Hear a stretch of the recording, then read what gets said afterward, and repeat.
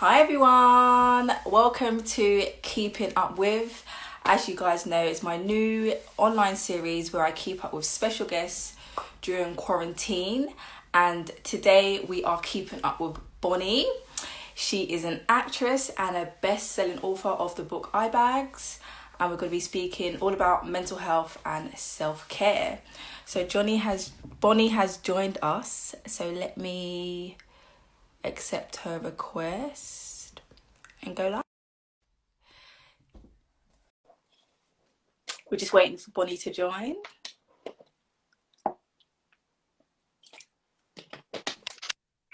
Hey, Hey, how are you? I'm good. How are you? I'm very well, thank you. Good. We're just going to wait for more people to join. But Yeah, thank how have you you. been? I've been really well, thank you. I've been really good. Started this new series, been speaking to amazing people, which has really actually uplifted me as well, just to kind of speak to people and see how other people are doing from all around the world. So it's been good. How are you?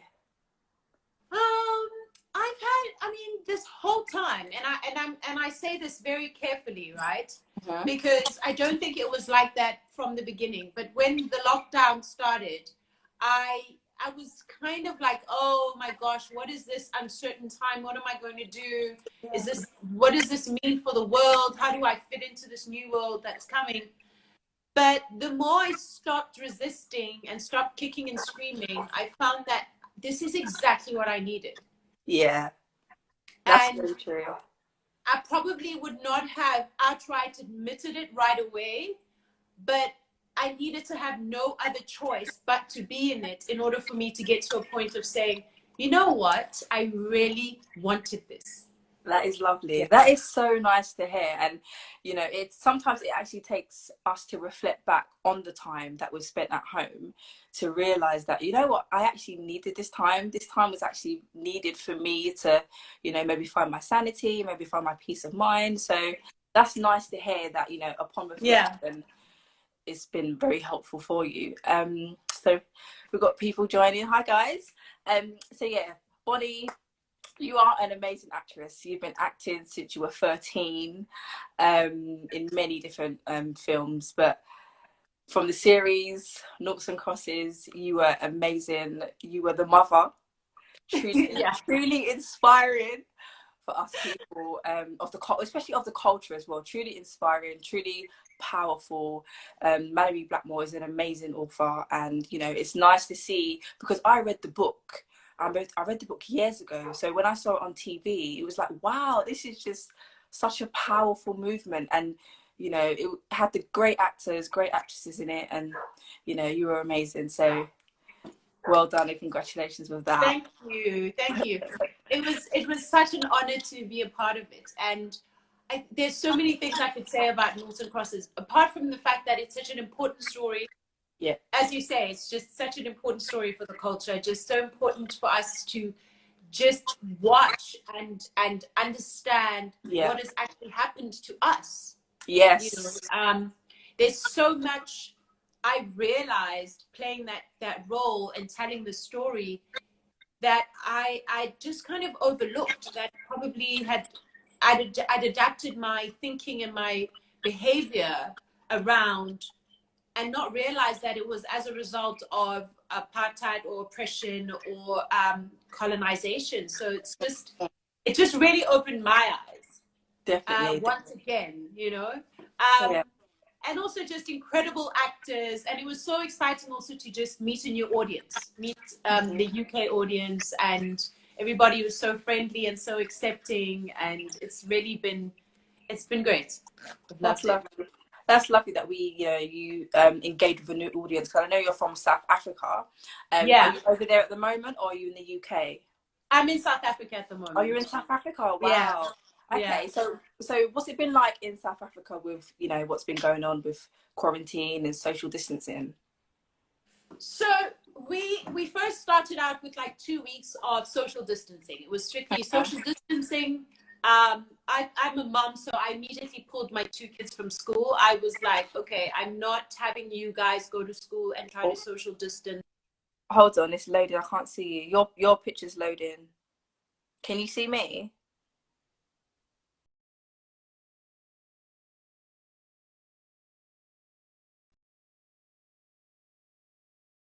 The kids Hold from on, it's still school immediately. loading for me. Yeah.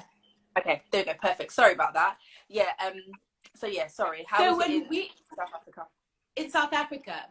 So, in fact, when we began social distancing, I had just come back from the UK. I had been in the UK for about 2 weeks. Oh wow. So I came back like the last week of March, Okay. Oh and wow. I remember coming back. I remember coming back feeling really ill. Ooh. Oh. I You was know. ill for like I was like not well for like a week, and I was like, "What is going on?" And at that time, that's when everyone was locking down and we were all making decisions. And I decided to quarantine and see if I was getting better or not, and if the symptoms were getting worse. Thank God they alleviated and they settled down. And Good. I kept my kids home from school. And then before I knew it, it was lockdown, and you couldn't go Oh anywhere and you couldn't do anything. wow. Um, and I must say, being a single parent with two children at home, although Mhm. I have lots of a support system and they have their dad, and you know, we've got friends around us, it was just being alone with my children was like, oh my goodness, it's a bit scary. It's a bit scary when you can't, when you don't have an outlet, when you don't have distractions, when you can't go anywhere when you want to, and you can't perhaps lean on the support that you always lean on. Yeah. So I really had to dig deep. I had to dig deep and go, okay, what else do you have inside that perhaps a muscle that I perhaps haven't trained and haven't Wow. to because I've always had support. And now that I can't lean on that support, I just wanted to dig deeper and see what I could find. And I'm so grateful because I find that I've gotten to know my kids better. Wow. I've been forced to do things with my children that I would not have had the time to do or tried to do because we always have somewhere to be, Yeah. somewhere to go. Always. Mhm. Yeah. Oh wow. So that's so from what you're saying, it sounds like you grew stronger mentally and physically within yourself and within your family unit. And that's amazing because we often, well, in the UK we often hear that mental health is on the increase, and you know parents are finding it quite stressful, and the kids are finding it quite stressful being at home, and you know not being used to the new normal. So it's very refreshing to hear that you know you decided to take it upon yourself to dig deeper, to use that muscle that you have never used before to, you know, protect yourself during this time. Yeah. How are your kids finding it? I mean, you know what? I think the children ebb and flow. I've got two boys. Yeah. They're 9 and 10 years old, Mm-hmm. um, and it ebbs and flows for them. Some days they're excited and we're baking stuff together. Like they love being with me in the kitchen. I discovered this. They just love helping me cook. They love helping me bake stuff. So we do something like that at least once a day, and they get really excited. Interestingly, I found that they've had to because they're homeschooling. I did not know that they were such independent learners. Oh wow. Yeah, Oh, or that they do better studying on their own than they do in a classroom setting. And I oh would not have wow. found that out had it Wow. not been for this lockdown, right? Hmm. So how do you feel about that then? How do you feel that you've been able to identify that your children are better independent learners as opposed to being in school? Well, because I found that they were far more creative. Yeah, definitely. Um, just were thinking out of the box in terms of homework they were given, the projects that they had, or things that they Mhm. had to do. I found they were becoming more adventurous with their ideas. Like, oh, mom, why don't I do this? Or I could make, you know, instead of painting this, I could do a collage, or instead of doing a collage, I could do origami, or, you know, and Wow. because, yeah, and because they now have a computer on hand the whole time, they they're more willing to explore and find different answers and just get around the questions that they ask differently. Whereas, I mean, I Mhm. sat down with them and asked them, what is the difference between learning at home and learning at school? And they said that they just, at home, there's less pressure to get it done by a certain time. So you can start Mm. to enjoy learning. Oh Um, wow. you know, and they feel like it's no longer a race to the finish line anymore, that it's actually something that they can take their time with and ask themselves, well, why do they want me to answer this question? What are they trying to find out I can do? Or what are they trying to teach me? Wow. So that's been quite incredible. I wouldn't have known that. And then the Mm. other thing, to be honest, I found that my children, I live in Cape Town, which is predominantly, it's a very segregated city. Okay. It's segregated, it's spatially and economically segregated. White people live in a certain area, Oh mixed people wow. live in a certain area, black people live in a certain area, and there's Oh very wow. little integration in Cape Town. Mm. Yeah. Wow.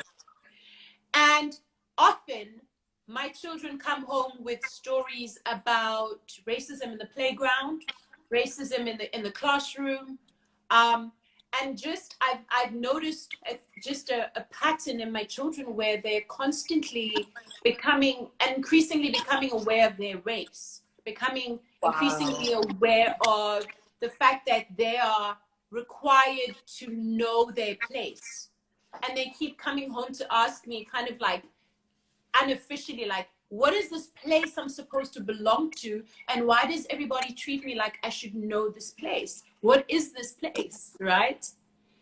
and and that question comes up in different forms, and I've found that since they've been at home, they're just far more confident because they're not having to put on this armor and toughen up against this world that is is asking them to articulate themselves beyond their learning ability or their social skills.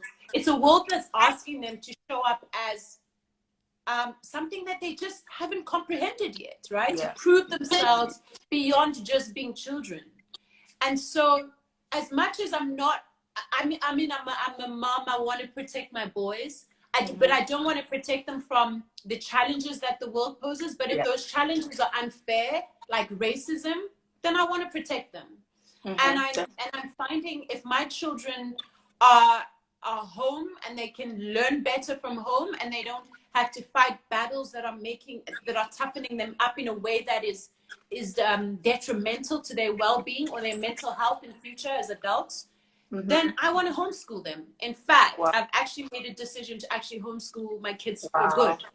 Yeah, That's amazing, and I love that. You know, they're young boys as well, so particularly with when you're younger in the younger generation, schooling yeah, is very important, and you know how you grow and what you go through at a certain age is so important, especially subconsciously, because when we're younger, we go through so much when we're younger. We need that stable foundation, and the yeah, fact that we've been able to identify that, you know, homeschooling, my boys are much more confident as opposed to when they were at school. You know, they're more creative, they're more understanding of themselves, because I think that's so important, because sometimes in schools you can kind of lose that sense of creativity.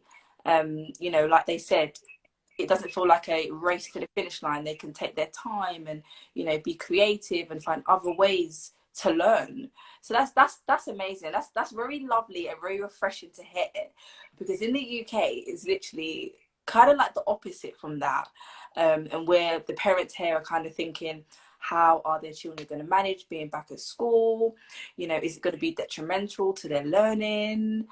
So yeah, it's really nice to actually hear in South Africa for yourself, you've noticed a positive change from this. yeah. Yeah, that's really nice to hear. I mean, I don't know how other parents are handling it Mm-hmm. in South Africa, but I've just being online and hearing a lot of parents say they're really worried because the government is saying that the children can go back to school from the 1st of June. And a Yeah. lot of parents are saying that is insane. You're sending our children out into a war zone to battle this virus that they don't know how to. I mean, can you imagine little kids in a playground trying to keep their masks on all day while they play, or trying Mm, to social distance, or just trying to change their social habits around this new normal, you know? So a definitely. lot of parents are really concerned. Yeah, definitely. It's going to be a lot for the children, particularly because of what they're used to now having to adapt to a new normal, and, you know, social distancing, or we don't even know what they're implementing, but, you know, being able to adapt to that is a big change for them, particularly with their age. So it's so important. But I'm really happy that you've decided to homeschool your boys. That's very nice to hear. And as a Yeah. mother, I'm sure you feel proud of yourself to actually come to that understanding and come to that agreement. I do feel proud of myself, but you know what? I'm going to be really honest. I am scared. Okay. I'm scared because it's a new thing I've never done before. It's new territory. Yeah. I have that kind of personality where I'm hard on myself and I expect myself to be brilliant and to win at something immediately if I'm doing it for the first time. So Okay. so I'm having to give myself a little bit of wiggle room and margin and say, hey, you're going to need an adjustment period. You're going to Yeah. need time to learn this new way. It's going to be emotional for you. It's going to be emotional for the children. You might feel like you're getting it wrong and you want to maybe turn back. And maybe that those emotions of elation you were feeling when you made the decision are not going to be the emotions you're feeling 6 months down the line, That's you true. know. Yeah. A lot of So reflecting. as much as I'm proud of myself, I understand that it's going to have to be us learning a new way of doing things, and that's going to take some time. I've joined an online webinar that teaches adults how to homeschool their children, Oh and wow, that's really good. yeah, and one of the things that they teach is that you need to allow a time for deschooling.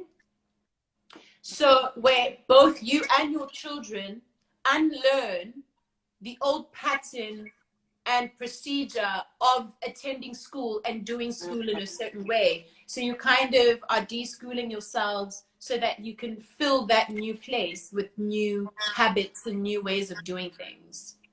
That sounds really good. Because when it comes to school, you actually do have to unlearn and relearn because your boys will be used to the morning, the afternoon, and coming home. So now it's just a new adjustment. So that's really good. That's really positive. And the fact that you've joined that webinar shows that you're determined. And so Yeah. hopefully 6 months down the line, you will be in a good place and you'll be happy that you made the decision. But yeah, I think it'll be nice for you as a parent as well to have that freedom to kind of educate your kids about what you want them to learn as well. Yeah. In relation to your career, how has COVID affected your career? Oh my gosh, it's completely so my career has just come to a standstill. It's just come to a head. Everything has just shut down and stopped. Okay. So there was work that I had lined up to do beginning kind of like end of April carrying on.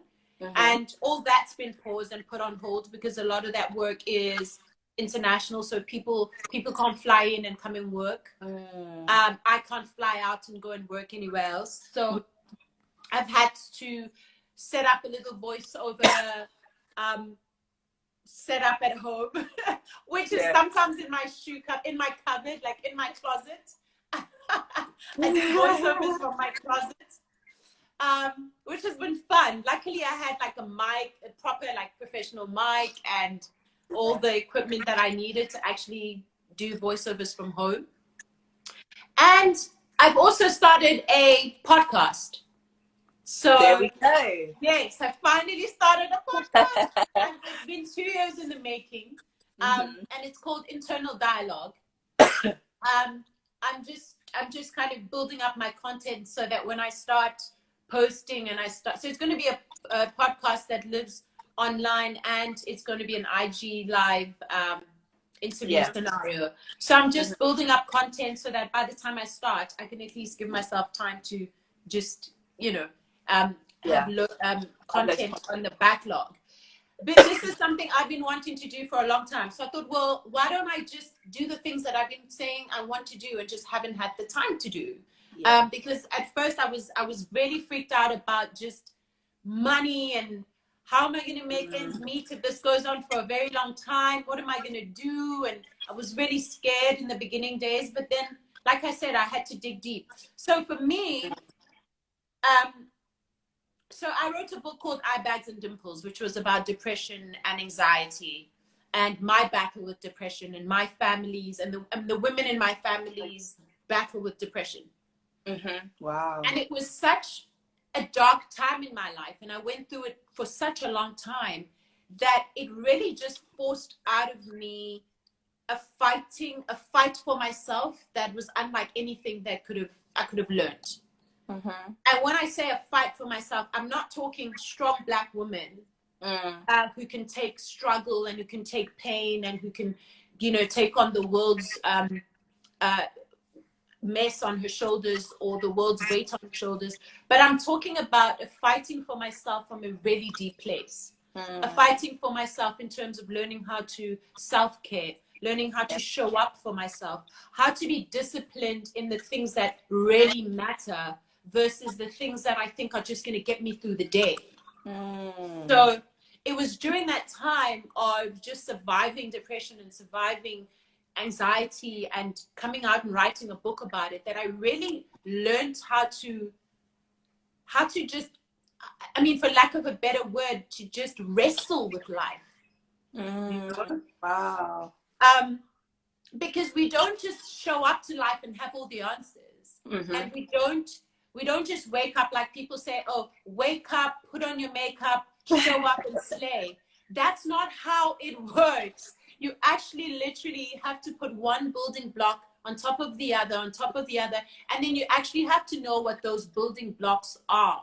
And also understanding that the wall I'm building doesn't look like yours, doesn't look like my neighbor's, and doesn't look like that person's. And perhaps the battles that I have to overcome are specific to my purpose. Right? And they're specific to my past and my lineage and my ancestors. And so me waking up in the morning and being able to meditate for 20 minutes and being able to exercise in the morning and eat a bowl of cereal might be a huge win for me. And you might overlook that. And maybe for you, waking up and answering 10 emails and doing it consistently every day, first thing in the morning, is a win for you. So I've learned that do you know that saying, when the going gets tough, the tough get going? Yeah, that's it. Right? Yeah, that's it. Yeah. Wow. So one has to really ask themselves, well, if I'm tough, what makes me tough? You know, what are the things that make me tough? And a lot of the times, the things that make us tough are not the obvious things. They're not the things that it's not you yelling or getting louder, or you fighting harder, or you getting your back up against the world and not trusting anybody. Sometimes it's very small, subtle adjustments, and it's about doing them consistently. So like for myself, I've learned that if I do not meditate daily, and if I do not write daily, and if I do not exercise, I cannot prop myself up. Wow. I just can't. It's something I wake up first thing in the morning and I get it out of the way. I just get it out of the way. I don't question it anymore. I don't do the, oh, I'll do it tomorrow. Oh, I'm feeling so lazy today. So these are the things that I fight hard for, because I know that once I've done that, even if I don't feel good immediately, I know that because I did it today, tomorrow is going to be a great day. So sometimes, like, the things that we place in our lives to protect us and to help us and to prop us up don't feel good immediately. Yeah. Sometimes the payoff is not instant. But I know through practice that if I put another brick on top of another brick, the wall is getting higher.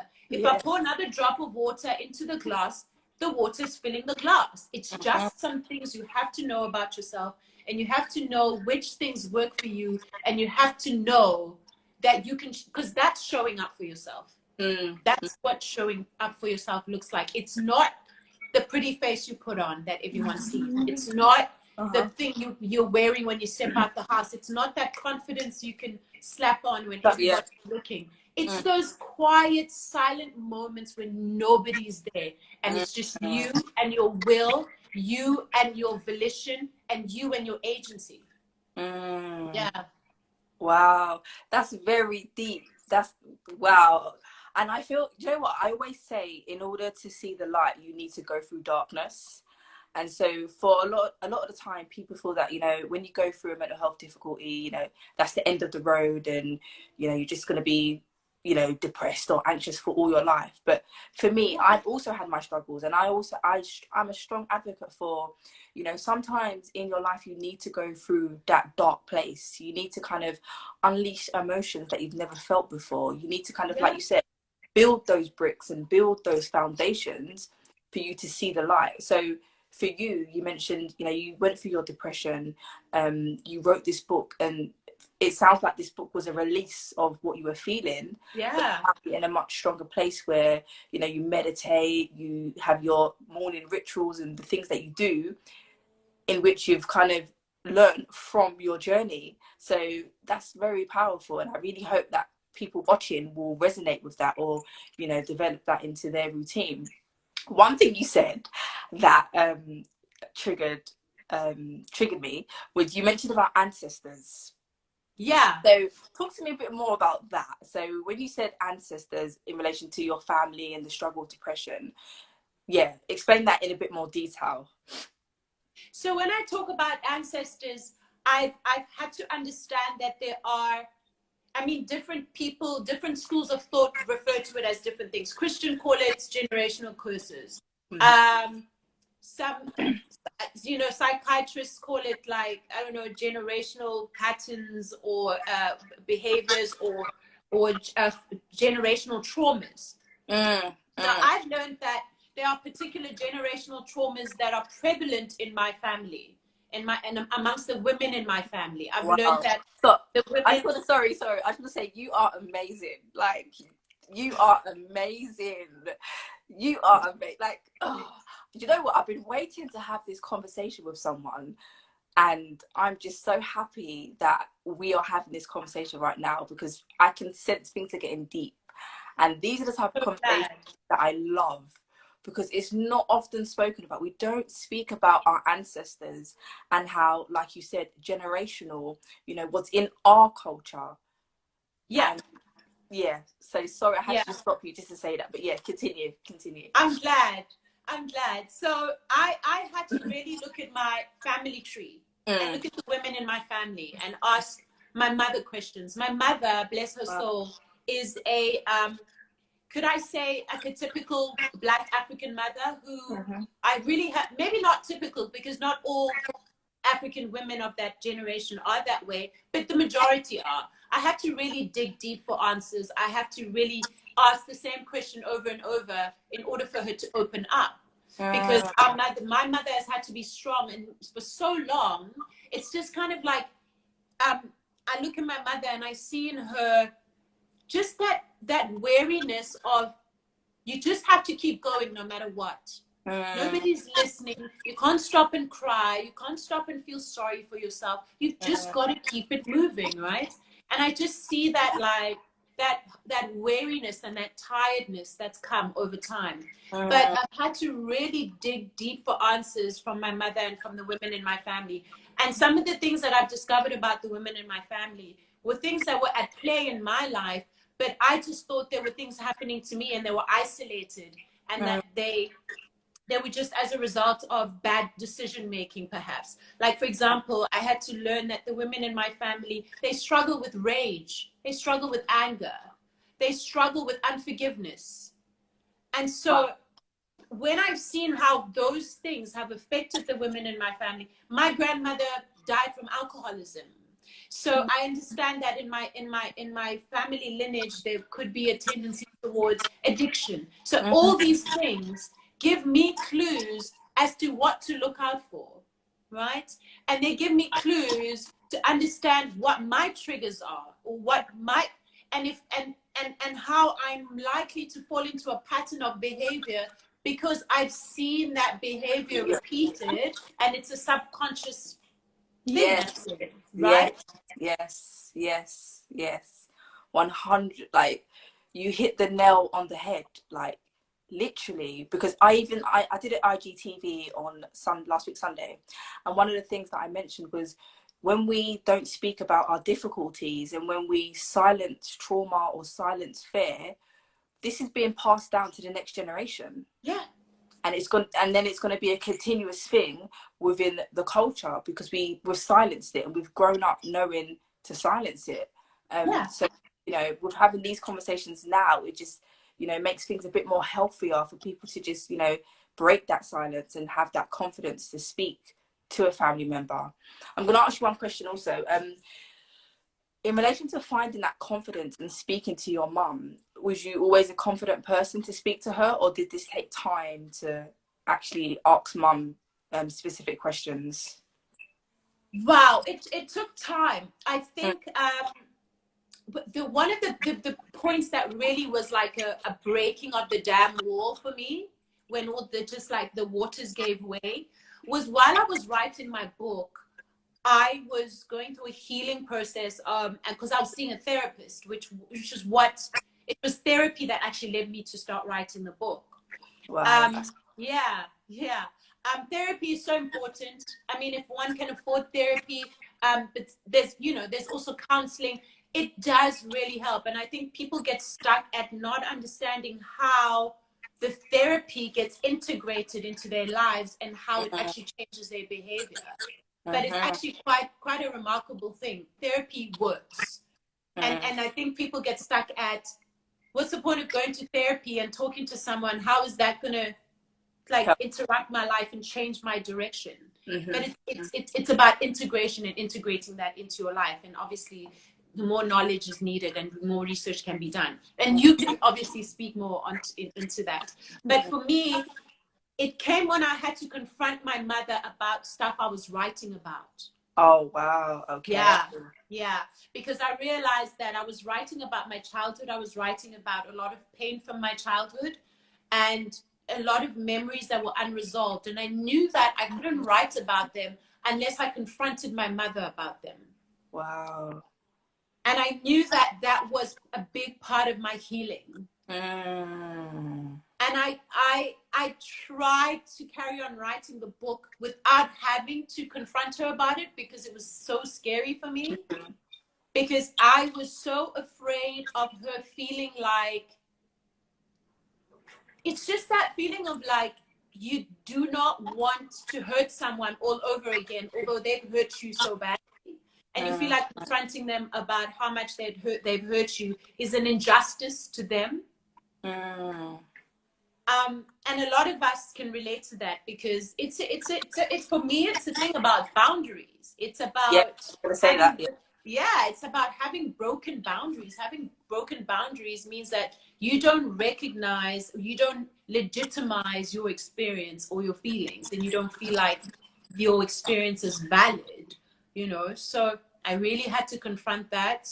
And I confronted it in therapy, and I got a lot of strength to confront my mother. And I sat with her and I said to her, hey, Mom, here's some things I need to talk to you about that are really hard pills to swallow for me in my adult life. I can't seem to move past them. They're really hurting me. And I'd like for you to hear me and acknowledge that they happened. Deep. That is very deep. That is subconsciously deep. So for you to actually go to mum and, you know, even articulate yourself and even say that these things are affecting me in my adult life, that is very strong. Because what people don't realize is that the struggles that we face in our adult life is a result of our childhood and what we experience within our childhood that may have been quite traumatic for us. So that is amazing. Like, hats off to you. This conversation is amazing. Like, literally, it's so inspiring for me. It's so inspiring for me to hear people's stories and to even share with the world, you know, that mental health is real. It's a real thing, but you can overcome it. There's people out there who can support you and who can help you. And it's all about sharing your story and letting people know that, you know, you're not alone in this. So thank you so much. Before we wrap it up, how are you taking care of your self-care during quarantine? What are the things have you been doing? Okay, so I love self-care. It's like, when I discovered self-care, I was just like, what? What is this thing? Oh my goodness. And how I discovered it is because for a long time, people kept talking about like self-love, self-love, self-love. And I used to ask myself, well, what does self-love look like practically? Is it a feeling? Is it like, do I wake up in the morning and just like feel these like happy emotions and start to tell myself I love myself enough to believe it? And then I really just, I love to just ask questions of the universe, of God, of the world. And I just sit and I ask myself questions and I research. I love researching about well-being, about self-care, about raising my consciousness, just about being whole, like living holistically. Yes. And so when I was exploring this idea of what does self-love look like practically, that's when I found out about self-care. That just in the same way that we would say love is a verb and that your actions speak louder than words, the same unto yourself. How you treat yourself speaks louder than what pretty words you might say about yourself, right? Yeah. So it's that thing of like, okay, if I do believe I'm worth it, why am I not investing in myself every day? Right? If I do believe that I'm worth my time, why am I not doing the things that I love every day? Why am I waiting for something external to come and love me, or to come and validate my existence, or come and tell me how incredible I am, when I can just do something right now, create something that affirms that for me? So my self-care is, one of the things that I've done is I've set up like a little sacred space in my bedroom. It's basically like a little special table where I put all my favorite things I've collected. I write like little, so I've started this thing called a prayer bowl. So I've taken like a little prayer bowl, and every day after my meditation, on a piece of paper, just a tiny piece of paper, I write an intention, a prayer, or a gratefulness note, like something I'm grateful for. That's nice. Grateful note. And I write it in these little papers, and I fold them up into tiny little pieces, and I throw them in the prayer bowl. And that's lovely. And next to my prayer bowl is like a little incense burner, and next to that is like a little plant, and next to that are like little shells and crystals I've collected over time. It's just basically a space that I use to remind myself to wake up and honor myself every day, and to be grateful for my existence. Like just that feeling of like waking up and saying to myself, it's good that you exist. How are you going to acknowledge that you exist and that it's good that you are here? And so I show up to that little table, and I light a candle, and I light some incense, and I pray, and I meditate, and I write. I do this thing called morning pages. I don't know if you've heard of morning pages. No, I haven't. No, what is it? What does it entail? So morning pages it's basically free flow writing. You wake up in the morning, you reach for a pen and a journal, and you just free flow write for 3 pages, and then you stop, and then you put it away. Yeah. But you do it every single day. You write whatever's on your mind, even if it doesn't make sense, even if it sounds like gibberish, even if you're just repeating yourself. But it's this thing I just do every single morning. And what it's supposed to do is that it's supposed to help you hear your voice clearer. It's supposed to clear out your mind from stuff that happened yesterday, so that you're not taking clutter from day to day in your mind and just bringing it into each day. It helps you just feel like you're on top of all the elements of your life. Because sometimes I think I understand that I'm the kind of personality or the kind of temperament that if I get overwhelmed, I become anxious. Okay. And if I become anxious, I'm more likely to stop doing the things that make me feel better. So the idea is not to get to the point of overwhelmed and anxious. And how I keep myself from becoming overwhelmed is I lay it all out. I put out every day I lay out all the rocks. Okay, these are the things I'm dealing with in my life.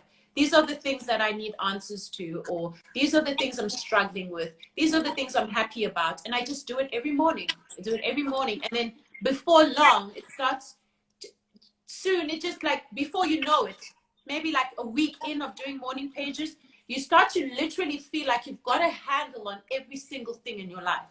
Even if you Wow. don't have the answers, you know that you've got a handle on it because you are engaging it, because you are airing it, you are calling it what it is, and you're Mm. not ignoring it, and you're not avoiding it. Wow, that's really interesting. I like that because for me, I journal. So I've been journaling for over 5 years now. Yeah, But when I journal, I actually put conscious thought into what I'm journaling, and my journals are kind of like a prayer. So I kind of pray to God, but in a journal format. But I yeah, like how you said your morning pages are just about just writing, like freely writing, even if it doesn't make sense. You're just writing it. I like that idea of things because you're just consciously writing what's on your mind and you're not thinking too deep about things. You're just writing. So that's nice. I'm gonna take that tip. I'm gonna take that. yeah, yeah. In fact, if you look up morning pages online, Mm. there's an author called Julia Cameron I came across many years ago. She wrote a book called The Artist's Way, Mm-hmm. where she basically teaches artists how to have a healthy relationship with their creativity, how to honor their creativity, and how to create from a place of abundance versus a place of lack. How to just really, because sometimes I think artists get caught up in the cycle of like, I only feel like an actress if I'm working on a show, or if I've got a job, or I only feel like a painter if I'm commissioned to paint something, or I only feel like a writer if I'm writing for a publication or I'm writing a book. And it's such a heavy burden to place on your creativity when you think of it that way. But if you can just think of your creativity as something you do because you love it, you'll do it without needing to get validation by getting given a check or by somebody saying, hey, well done, that was incredible. Like on the days that I really miss being on set or I really miss acting, I try not to sit and lament about, oh, I wish I was on set and I wish I got that role, or what about that role I didn't get? You know what I do? I pull out my camera, I find a monologue online, and I do a monologue in my room Oh, because wow. I'm showing up to my love for what I do, right? So I'm not waiting for somebody to give me a job. I'm going, I act because I am and I love it. So I'm just going to do it right here. I love that. Um, I love that that's, saying. I act yeah, because I am. Beautiful. yeah, so it's also part of my self-care. Like, how do I Mm. care for my career? How do I care for my children? So all those things for me are facets of my life that I really engage in and I look at and I say, well, how do I self-care as a parent? How do I self-care as just a woman? How do I self-care as a Black woman? How do I have self-care as a friend? So Mm. and the morning pages also help me do that because they help me just grapple with all the facets of who I am, so that there's no parts of myself that I'm leaving behind or parts of myself that I'm denying. Yeah. Wow, that's amazing. That's really it's really touching, and I actually love the fact that you've actually shared so deeply about things and you've been so vulnerable because I also believe that vulnerability is strength. I It read is. I can't remember the name of the book. I think it's by Brené Brown, and I can't It remember the name of is. it, Yeah. but she spoke about your vulnerability being your strength. And I've never met you before. I've seen you on this amazing BBC series, Noughts and Crosses, and just speaking to you today and just kind of hearing your story and hearing your journey, I can actually see that you've gone from a dark place and that you're in a better place now. I can Yeah. see it in your passion, in the way you speak, in the way you articulate yourself, and it's just so lovely to see these things, and it's so lovely to connect with such great people who are doing great things and can share their story, because this is what we need, particularly within the Black culture, Black and Asian culture. We need more people to speak about what they're going through, to help our generation, like you said, within our ancestors. We need to encourage these conversations with our parents and our children so that we Yeah. don't continue this generation of mental health illnesses, and we begin to develop a mental hygiene. So thank you so much. This conversation is meant so much to me, and I'm going Uh, to watch it back and I'm going to take notes because you have inspired me today, and you've made today a great day. Thank you, thank you, thank you, thank you, thank you. Thank you. And thank you for hosting these conversations. They are No so worries. important. And Thank you so much. I do love that you post them so people can just look back at them and also, like, I just love that we are coming to, or social media or like online conversation are offering us time to just revisit Mm. this wisdom and all the sharing that we're hearing from people. It's really strengthening and it's encouraging. So thank you for opening this up. No worries. Thank you And so thanks much. for watching Norths and Crosses. You were amazing. Do you know what? To be fair, when I watched Noughts and Crosses, I was a bit taken aback by the fact that the roles were reversed. I know. And I was like, wow. I remember watching it and I was like, wow, this is very deep to take in mentally, the fact that roles are reversed and it feels so powerful. And it was just like, wow, like even for me to even think that it was very deep for the roles to be reversed was something as well within itself. But it was just so uplifting. It was so empowering to just see how strong and how, you know, Mallory was able to interpret her writing into a series on BBC as well, such a big broadcasting platform in the UK. So, you know, amazing. And all the actors and actresses were amazing. You know, you had Stormzy in it, many, many great people. So it was just so uplifting and so encouraging to just see, you know, the culture. Yeah. It was lovely. It was lovely. It's So thank you for being the strong black mum, although you went through difficulties. But yeah, you were amazing. You played that role fantastically and you were confident. Thanks so much. I really Thank loved you. it. And I thank you for appreciate today. it. Thank you. Keep in touch, even though you're from all the way in South Africa. When you come to London, Yes. I'll hit you up when I'm in London again. Definitely. And take care. Have a good evening. All right. Take care. Bye. Bye.